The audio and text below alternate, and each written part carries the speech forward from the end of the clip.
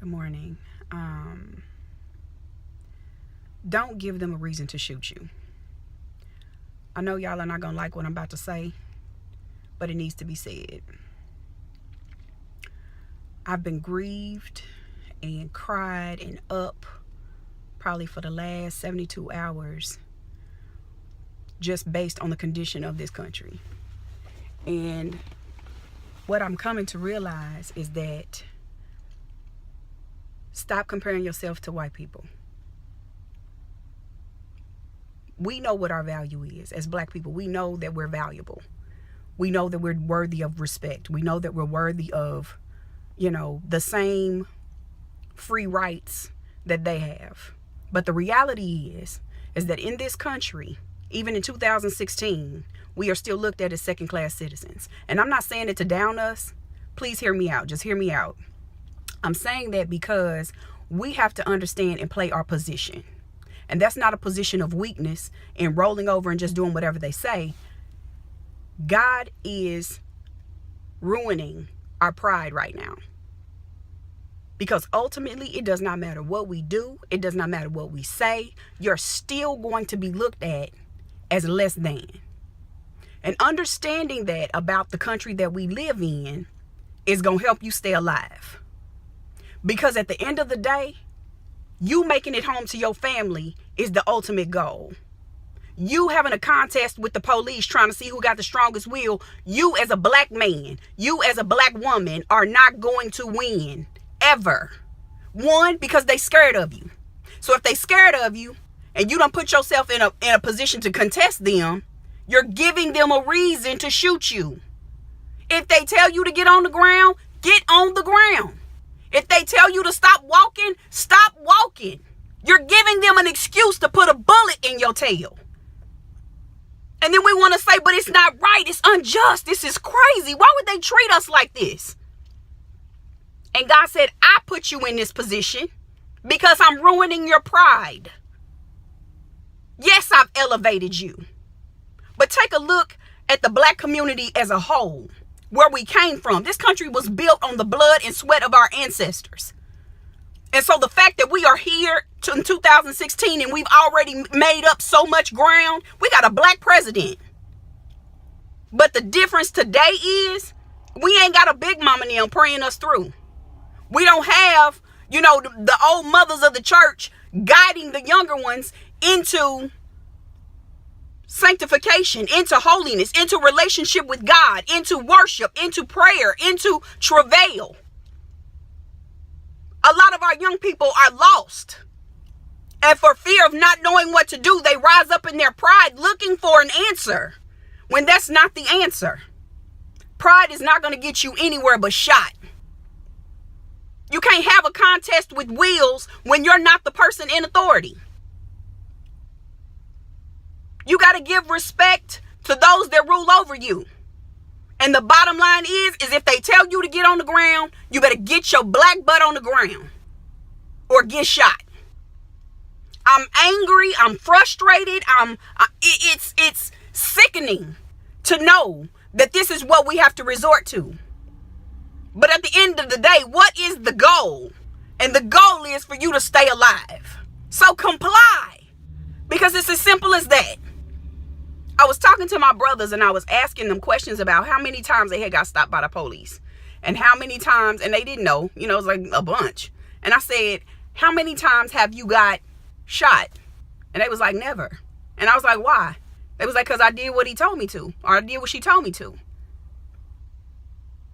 So while we're looking for somebody to blame, we have to accept responsibility for the part that we played in what's going on. Because as black men, I understand you don't want to take a submissive role, especially to a white man. That's degrading to us.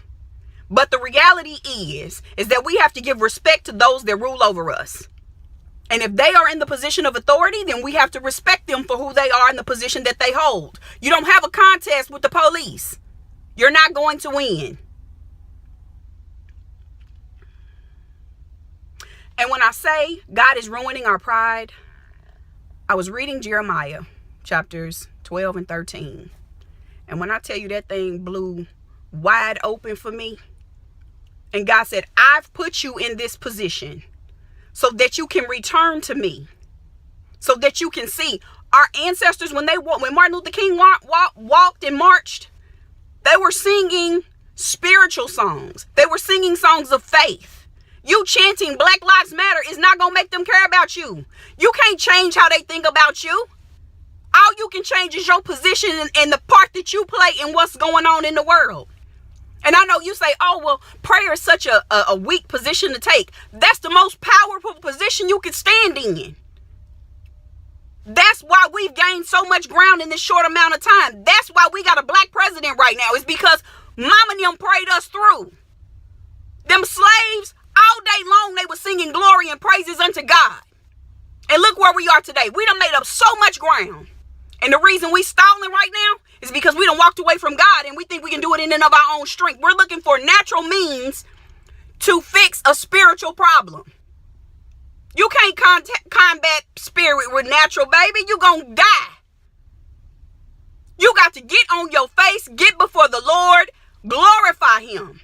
Give him praise, give him worship, lift him up, because that is going to be what delivers us from the hand of the enemy. None of this other stuff. It's not going to produce nothing but a bunch of more bloodshed.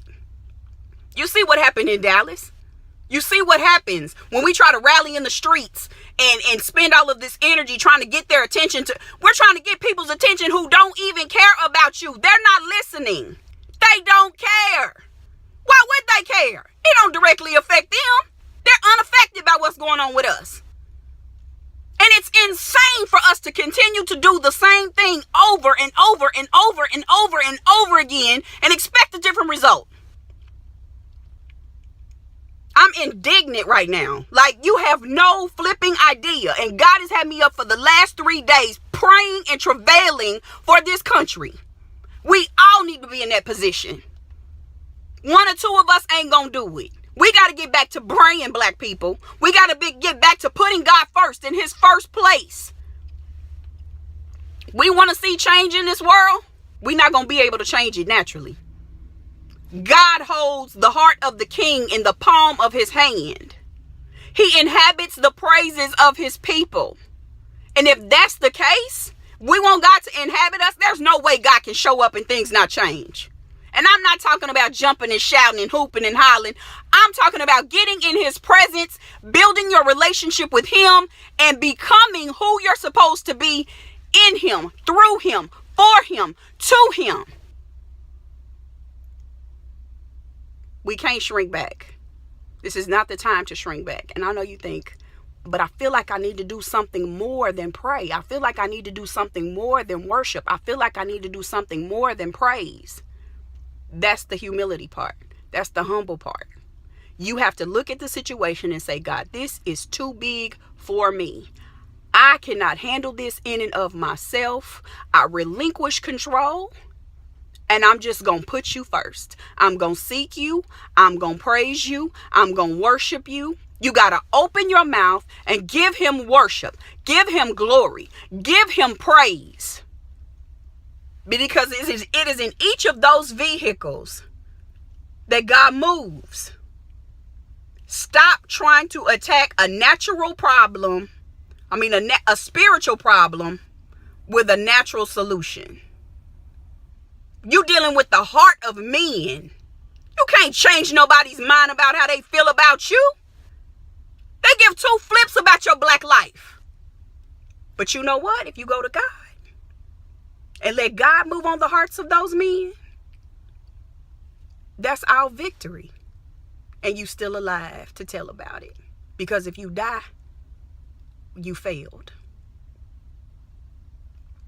I know this is not going to be a favorable message for a lot of people. I know you don't want to hear it. I know you want to hear some pie in the sky. We need legislation. They need to be held accountable. They do. But until that time comes, what are you going to do? Are you going to sit disgruntled about the condition of our nation and the condition of the black community? Or are you going to cry out to God like never before? Humble yourself. Seek his face. Turn from your wicked way. He will hear from heaven, forgive your sin, and he will heal the land.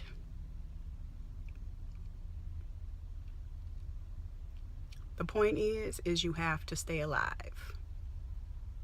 You don't get into a contest with the police. There's not a test of wills. They're frightened. And knowing that they're frightened, you don't put yourself in a position to make them shoot you.